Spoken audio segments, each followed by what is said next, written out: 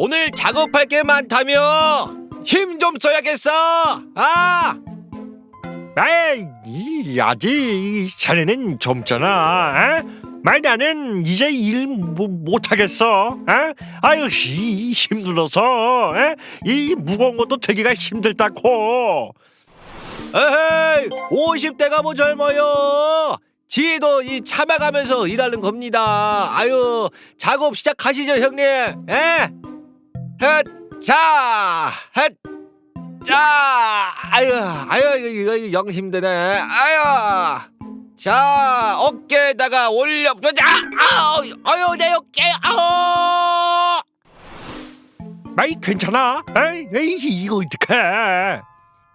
아유, 이거 발이 안 올라가네. 안 그래도 최근 들어서 이 어깨가 좀 쑤시고 아팠는데, 아유, 아까 짐을 올리는데 어깨가 빠질 것처럼 아프잖아요. 아유, 이거 어떡하나. 마이 자네 이 나이도 그렇고 이 그동안 얼마나 오래 일했나. 그 몸도 이제 못 버티는 거야. 이번 기회에 병원 가서 제대로 진단받고 치료하도록 해. 아유, 선생님, 짐을 들다가 어깨가 갑자기 아프더라고요. 아유, 이게 제가 50대예요, 50대. 나이도 있으니까 이게 50견이 아닌가 싶은데 어때요? 50견 아니고요. 증상을 보니까 회전근개 파열 같습니다. 먼저 MRI 검사해 보시죠.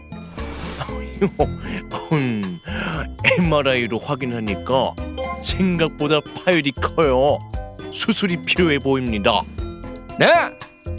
아유, 이거 큰일 났네. 아니, 계속 해야 되는데, 이거 일해야 되는데, 아니, 수술 안 받고 이거 자연 치유는 안 될까요, 의사 선생님? 안 됩니다. 팔을 사용할 때마다 자극이 가해져서 파열이 점점 커질 거예요. 회전근개 봉합술 받으시고요. 관리 잘하시면 다시 일할 수 있을 겁니다. 건축 현장에서 일하며 누적된 피로로 인해 회전근개가 파열된 50대 남성의 사연이었습니다. 오늘 활기찬 클리닉에서는 회전근개 봉합술에 대해서 알아봅니다. 네, 여러분의 활력 넘치는 인생을 위해 활기찬 클리닉 함께 하시죠. 네, 오늘 활기찬 클리닉 시간에서는요. 회전근개 봉합술에 대해서 알아보겠습니다. 정호승 교수 모셨습니다. 교수님 반갑습니다. 네, 안녕하세요. 반갑습니다.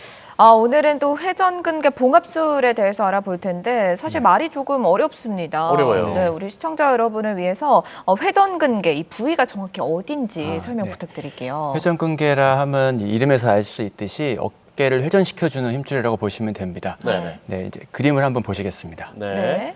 네, 그림에서 볼 수 있듯이 좌측 그림에서는 앞쪽의 힘줄 한 개와 위쪽에 있는 힘줄 한 개를 확인하실 수 있고, 우측에 있는 그림은 이제 어깨를 뒤쪽에서 본 건데요. 등 쪽에서 본 거군요. 위쪽의 힘줄 한 개랑 뒤쪽에 있는 힘줄 두 개를 확인하실 수 있습니다. 이렇게 앞쪽, 위쪽, 뒤쪽 총 4개의 힘줄이 어깨를 감싸고 있고 이 힘줄 4개를 모아서 회전근개라고 하고 팔을 올려주고 바깥쪽으로 돌려주고 안쪽으로 돌려주는 역할을 하게 됩니다. 그렇군요.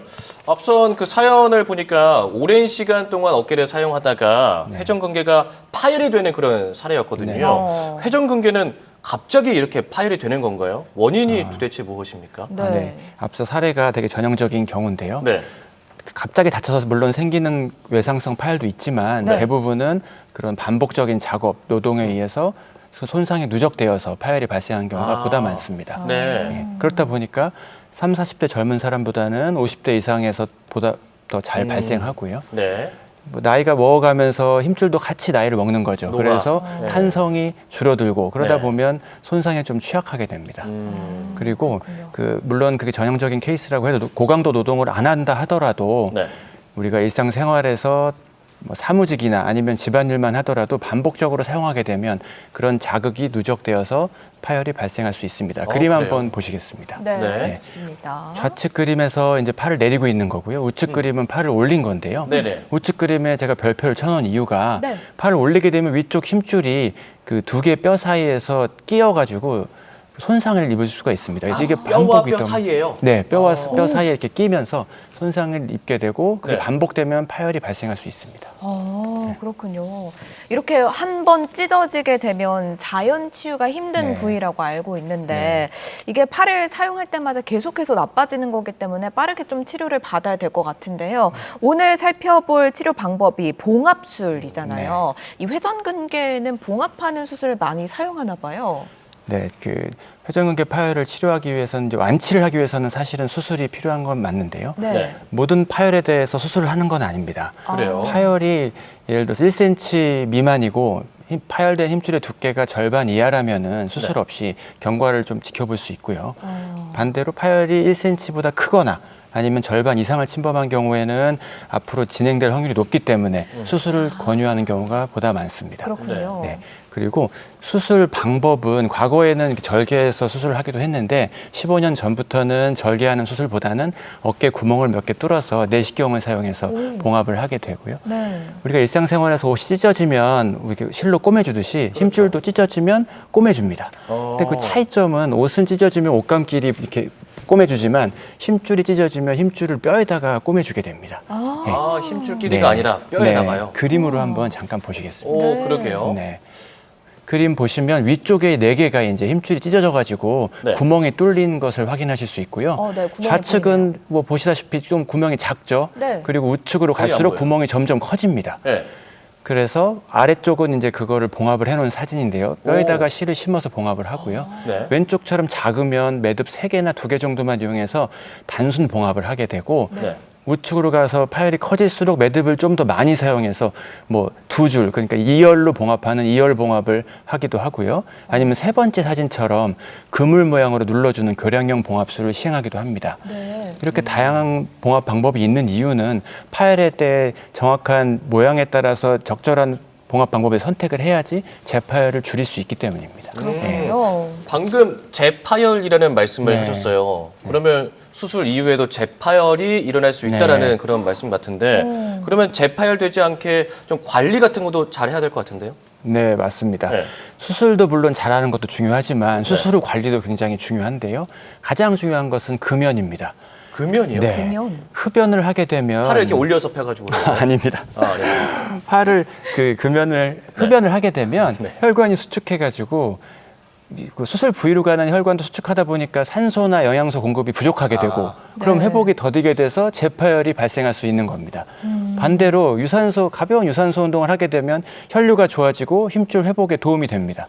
그리고 또 하나 중요한 것은 수술 후 6주간은 절대 안정을 취해야 되는 기간이거든요. 네. 그래서 그 기간 동안은 보조기를 착용하고 팔을 전혀 못 사용하게 하고 있고요. 네. 심지어 저 같은 경우에는 수술 후 6주간은 수술한 팔로는 식사도 하지 말라고 그렇게 권유드리고 있습니다. 식사까지요? 네, 그 이후에 서서히 운동을 시작하고 있습니다. 그렇군요. 네. 이 어깨 회복을 도와주는 회전근개 봉합술에 대해서 살펴보고 있는데 그런데 뭐 수술을 하게 된 후에 뭐 후유증 같은 게 걱정돼서 봉합술을 좀 꺼리시는 분들이 계실 수도 있을 것 같아요. 네. 이 봉합술의 뭐 단점 같은 게 있을까요? 회전근개 봉합술이 무조건 장점만 있는 것은 아니고요. 네. 환자분 상황에 따라 결과가 좋지 않은 경우도 있습니다. 사실 앞서 그 사례가 결과가 좀 좋지 않을 수 있는 경우인데요. 수술 후에 좀 충분한 휴식과 재활이 필요한데 그 6개월 정도는 보통 재활을 시행을 하고 업무를 복귀를 해야 되는데 특히 그 고강도 노동 같은 경우에는 네. 네. 그런데 그 기간을 채우지 못하고 복귀를 하는 경우가 또 많고요. 그리고 그 기간을 충분히 재활을 하고 복귀한다 하더라도 수술 전에 파열을 유발했던 작업을 다시 하게 된다면 당연히 재파열 위험성이 올라가게 됩니다. 네. 그래서 원칙적으로는 수술 전에 하던 작업을 하지 말라고 권유를 드려야 하지만 직업을 바꾸는 건 어렵기 때문에 어렵죠. 다시 그 일을 하게 되는데요. 네. 다시 그 일을 해야 된다면 팔을 좀 이렇게 위로 올리고 하는 작업을 좀 줄이는 것이 좋겠고요. 그걸 줄이기 위해서 뭐 좀 더 높은 곳에 올라가서 하다 보면 높이가 좀 팔을 올리는 각도가 낮아질 거고요. 네. 그리고 무거운 물건을 들어야 되는 일을 꼭 해야 된다면 네. 좀 가까이 가서 팔꿈치를 붙이고 무거운 물건을 이렇게 들어주시면 그 파열이 자극이 돼서 파열이 오는 것을 좀 막을 수 있습니다. 또 그렇군요. 뭐 재활이 또 중요한데요. 네. 수술 후 재활을 좀 안 하게 되면 어깨가 굳어가지고 네. 고생하는 기간이 좀 길어질 수 있습니다. 네. 그래서 수술이 반, 재활이 반이라 생각하시고 재활을 좀 열심히 해주셔야 됩니다. 그렇군요. 수술 후에 그 재활 운동이라고 이렇게 말씀하시면서 이제 운동을 통해서 근육을 이쪽에 좀 붙여야겠다라고 하시는 분들도 많으실 것 같아요. 네. 운동은 피하는 게 좋습니까? 운동을 하는 게 좋습니까? 물론 수술 후 6주간 우리가 보조기를 하면서 실제로도 근육이 좀 빠지고 팔도 얇아지긴 하는데요. 네. 물론 과거에는 수술 직후에 바로 재활을 시작해서 좀 빠른 회복을 도모하려고 했다면 최근의 추세는 조금 재활을 늦게 하는 것을 하고 있습니다. 그래서 네. 6주 뒤부터 재활을 하게 되는데요.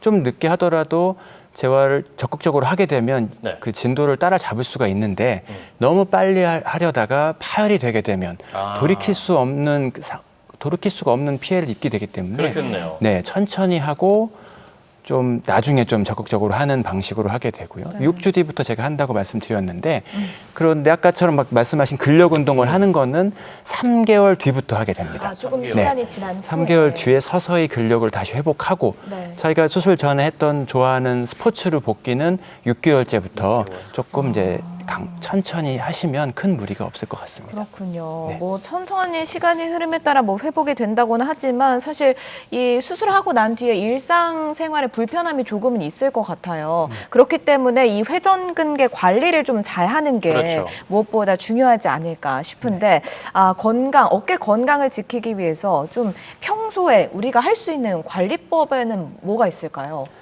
네. 파열을 물론 생겼을 때 치료하는 것도 중요하지만 안 네. 생기게 예방하는 것이 물론 더 중요하겠죠. 가장 중요하죠. 네. 그 이제 자세가 중요한데요. 네. 우리가 파열을 아까 제가 충돌이 자꾸 일어나가지고 파열이 발생한다고 했는데 네. 충돌이 잘 일어나는 자세를 제가 먼저 보여드리겠습니다.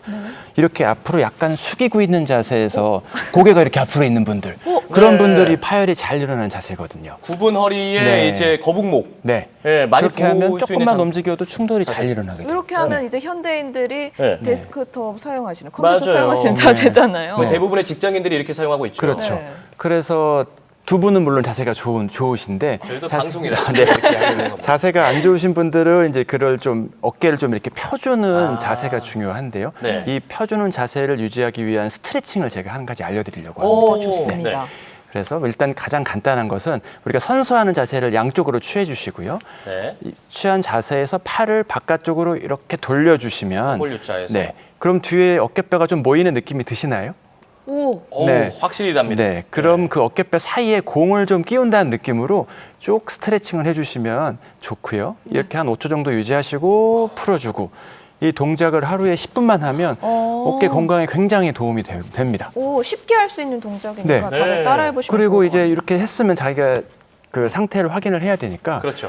뭐 거울이나 유리창 같은 거 우리 평소 생활하다 많이 보시지 않습니까? 네. 그렇죠. 그런 것들 지나가다 이렇게 자기 옆모습을 비춰가지고 그렇죠, 옆모습을. 어깨가 앞으로 있진 않은지, 아. 고개가 앞으로 나가 있진 않은지. 수시로 좀 네, 확인을 항상 하면서 체크하고 교정을 하시는 인식하고 것이 교정하는 게. 습관화하시면 엄청나게 도움이 되실 겁니다. 네, 꿀팁까지 고맙습니다. 이제 마지막으로 우리 시청자분께 강조하고 싶으신 말씀 있다면 좀 짧게 좀 부탁드리겠습니다. 네.